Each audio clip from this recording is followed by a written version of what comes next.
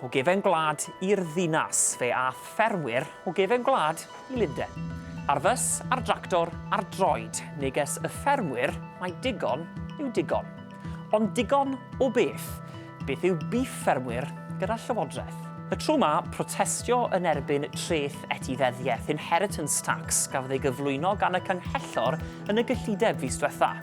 Treth yw'r arian mae rhaid I bron bob oedolyn I dalu I ariannu pethau fel ysgolion, ffyrdd a'r gwasanaeth iechyd.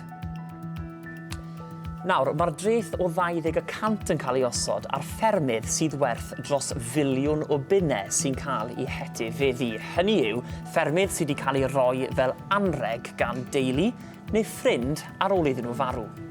Mae Llywodraeth Prydain yn dadlau fod y polisi yn deg. Miliwn o bunnau ydy mae'n swno fel lot, ond erbyn I chi gyfrifo'r tir, y peiriannau, yr adeiladau, o'ch chi ddim bell off miliwn o bunnau wedyn ni, a dyw ffermwyr ddim am dalu mwy i'r Llywodraeth.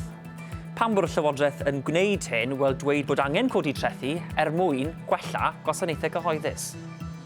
Nawr, pryder ffermwyr yw na allan nhw drosglwyddo'r fferm i'r genhedlaeth nesaf, gyda rhyw 70,000 o ffermydd yn y pen draw yn cael eu heffeithio rhyw 500 y flwyddyn.